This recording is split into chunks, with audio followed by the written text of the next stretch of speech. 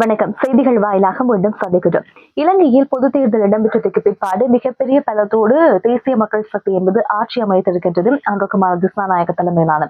எனவே இந்த வெற்றிக்கு பிற்பாடு கடந்த ஜனாதிபதி தேர்தலை விட நடைபெற்று முடிந்திருக்கின்ற இந்த பொது தேர்தலில் தமிழ் மக்களுடைய ஆதரவு மிகப்பெரிய மாற்றத்தை சந்தித்திருப்பதாக மக்கள் விடுதலை முன்னணியுடைய பொதுச் செயலாளர் ரில்வின் சில்வா அவர்கள் தெரிவித்திருக்கின்றார். அது மட்டும் கிடையாமல் அவர் மேலும் சில கருத்துக்களை சொல்லியிருக்கிறார். ஒரு பொது தேர்தலை பொறுத்தவரையில் வரலாறு காணாத அளவுக்கு ஒரு வெற்றியை பதிவு செய்திருப்பதாகவும் ஊடகங்களுக்கு கருத்து தெரிவித்து வடக்கை பொறுத்தவரையில் அதிகளவான ஆசனம் என்பது தற்போது ஆட்சியில் இருக்கின்ற அரசாங்கத்துக்கு கிடைக்கப்பெற்றிருக்கிறது. விகிதாசார அடிப்படையில் கொண்டு வந்திருக்கின்ற ஒரு தேர்தலில் இவ்வளவு பெரிய வெற்றியை பெற்றதை தாங்கள் ஒரு மகத்தான வெற்றியாக கருதுவதாகவும் தமிழ் மக்கள் இப்போது இருக்கின்ற அன்றகுமார திசாநாயக்க மீது நம்பிக்கை வைத்து வாக்கை வழங்கி இருக்கின்றார்கள். எனவே வருகின்ற காலத்தில் மக்களுடைய நலனை கருத்தில் கொண்டு தமிழ் மக்கள் சார்ந்திருக்கின்ற சில நல்ல விஷயங்களையும் செய்வதற்கு தாங்கள் தயாராகி வருவதாகவும் அவர் சில விஷயங்களை சொல்லியிருக்கின்றார். அதே சமயத்துல நடைபெற்று முடிந்திருக்கின்ற பொது தேர்தலை பொறுத்தவரையில வடக்குல மட்டும் 5 ஆசனங்களை தேசிய மக்கள் சக்தி பெற்றிருக்கிறது என்பது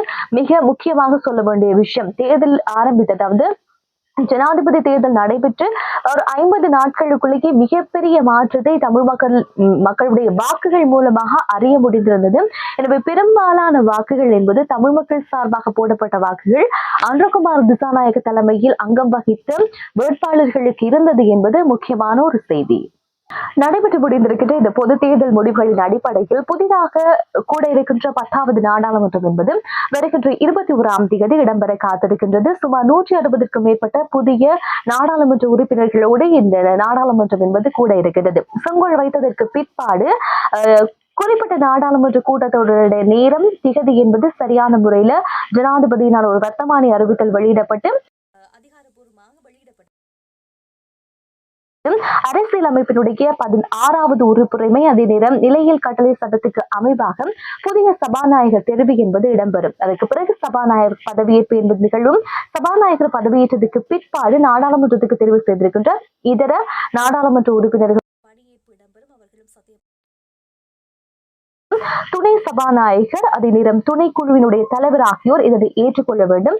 இதற்கு பிற்பாடான செயற்பாடுகள் என்பதும் தொடர்ச்சியாக வருகின்ற காலப்பகுதியிலும் சரியான முறையில நடைபெற போகிறது. நிறைய எதிர்பார்ப்புகளோடு கூட இருக்கின்ற பெரும்பான்மையோடு கூட இருக்கின்ற இந்த நாடாளுமன்றம் என்பது 196 ஆசனங்களில் தேசிய மக்கள் சக்தி பெற்றிருக்கிறார்கள். மிக முக்கியமாக 29 தேசிய பட்டியல் ஆசனம் உள்ளடங்களாக இவர்களுக்கு கிடைத்திருக்கிறது. எனவே மிகப்பெரிய பலத்தோடு ஆட்சிக்கு வருகின்ற இந்த புதிய அரசாங்கத்தின் மீது மக்களுக்கு இருக்கின்ற நம்பிக்கையும் அதே போல மக்களுக்கு செய்ய வேண்டிய பொறுப்பும் அவர்களுக்கு அதிகமாக இருந்து கொண்டிருக்கிறது. இதை மக்கள் மட்டும் நிறைய அரசியல் அவதானிகள் ஆரம்பித்திருக்கிறார்கள்.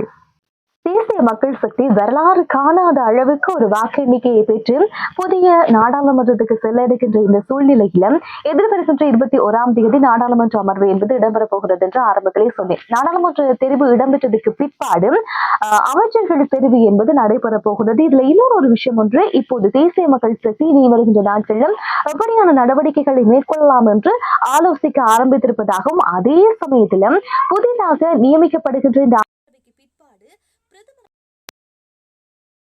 அவர்களை நியமிக்க வேண்டும் என்று கட்சியில் இருக்கின்ற பல பேர் முன்வைத்து வருவதாக சொல்லப்பட்டது. இந்த நடைபெற்று முடிந்திருக்கின்ற பொது தேர்தலில் அவருக்கு கிடைக்கப்பட்டிருக்கின்ற வாக்குகள் இளைஞருடைய வரலாற்றில அதிக விருப்பு வாக்குகளை ஒரு பாராளுமன்ற தேர்தலில் பெற்றிருக்கின்ற ஒரு நபராக விஜித ஹேரத் அவர்கள் மாறியிருக்கின்றார்.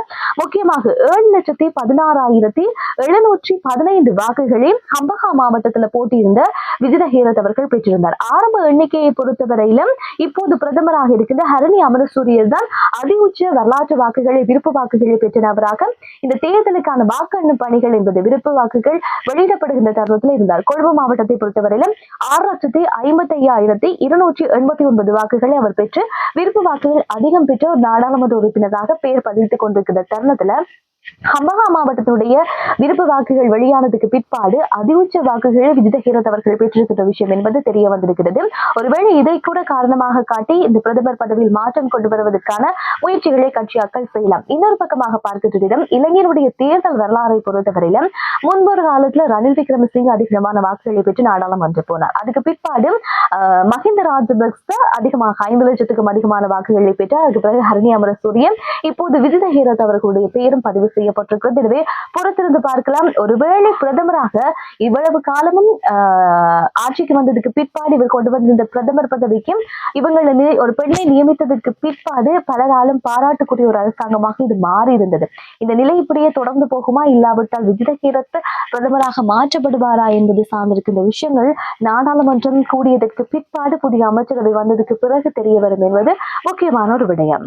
இந்திய உயர்ஸ்தானிகள் சந்தோஷ் ஜாவ் அவர்கள் ஜனாதிபதி அன்ருகுமார் திசாநாயக் அவர்களை சந்தித்து நடைபெற்று முடிந்திருக்கின்ற தேர்தலில் வெற்றி பெற்றதுக்கான வாழ்த்துக்களை பரிமாறிக்கொண்டிருக்கிறார். வாழ்த்துக்களோடு மிக முக்கியமாக இந்தியாவை பொறுத்தவரையில் இலங்கை மக்கள் வழங்கி இருக்கின்ற அந்த உங்களுக்கான ஆதரவை நாங்கள் பரிபூர்ணமாக ஏற்றுக்கொள்வதாகவும் தொடர்ச்சியாக மக்களுடைய நலனை இருதரப்புகளும் இணைந்து பணியாற்ற தாங்கள் விருப்பம் காட்டியிருப்பதாகவும் சில விஷயங்களை வாழ்த்து செய்திகளோடு சொல்லி இருக்கின்றார். பெரும்பான்மையை ஆரம்பத்தில் சொல்வது போல வீதாசார அடிப்படையில் ஒரு போட்டி நடந்து வீதாசார அடிப்படையில் அதிஉச்ச வாக்குகளை பெற்ற முதல் ஆட்சி அமைத்த ஒரு அரசாங்கமாக இப்போது இருக்கின்ற அரசாங்கம் மாறி போயிருக்கின்ற நிலையிலும் ஏற்கனவே அன்ருகுமார் திசாநாயக் அவர்கள் ஆட்சிக்கு வந்ததுக்கு பிற்பாடு ஆங்காங்கே செய்திகளை அவதானிக்க முடிந்திருந்தது. அன்ருகுமார் திசாநாயக்கனுடைய வருகை என்பது அயல் நாடுகளுக்கு, முக்கியமாக இந்தியா உள்ளிட்ட அயல் நாடுகளுக்கு அவ்வளவு பெரிதான பிடிப்பு இல்லாமல் இருப்பதாக சில கருத்துக்களை அவதானிக்க முடிந்தது. அரசியல் ஆய்வாளர்கள் சொல்லி இருக்கின்ற நேரம் மக்களுடைய முழுமொத்த ஆதரவோடு இப்போது அன்ருகுமார் திசாநாயக் அவர்கள் ஆட்சி அமைத்திருக்கின்ற விடயம் கண்டிப்பாக இந்தியாவுடைய அரசியலை பொறுத்தவரையில கொஞ்சம் இலங்கை அரசியலோடு ஒப்பிட்டு பார்க்கின்ற நேரம் இலங்கையினுடைய நலனை கருத்தில் கொண்டாவது, இல்லாவிட்டால் இலங்கை அரசியல் என்பது அவர்களுக்கு கொஞ்சம் அதிர்ச்சியை கொடுக்கிறதுக்கும் வாய்ப்புகள் அதிகமாக இருப்பதாக தற்போது நம்பப்பட்டு வருகிறது. எனவே ஆரம்பத்துல ஒரு நல்ல மாற்றத்தையும் ஆரம்பத்துல மக்களுடைய மிகப்பெரிய ஆதரவோடு இந்த அரசாங்கம் வந்திருக்கிறது. ஆரம்பத்தில் சொன்னது போல மிகப்பெரிய பொறுப்பு என்பது இந்த அரசாங்கத்தினுடைய கைகளில் இருந்து கொண்டிருக்கிறது. தென்னிலங்கை மட்டும் கிடையாது, தமிழ் பிரதேசத்தில் இருக்கின்ற மக்களும் அவர்களுக்கான ஆணையை வழங்கி இருக்கின்றார்கள். எனவே இந்த காலப்பகுதியில இலங்கையில் இருக்கின்ற ஒட்டுமொத்த மக்களையும் ஒரே பிரஜைகளாக நடத்த வேண்டிய தேவை, தமிழ் மக்களுக்கான நியாயம் சார்ந்திருக்கின்ற விடயங்கள் கிடைக்குமா என்ற பல கேள்விகள் இருந்து கொண்டிருக்கிறதுக்கு எல்லாவற்றையும் பொறுத்திருந்துதான் பார்க்கலாம்.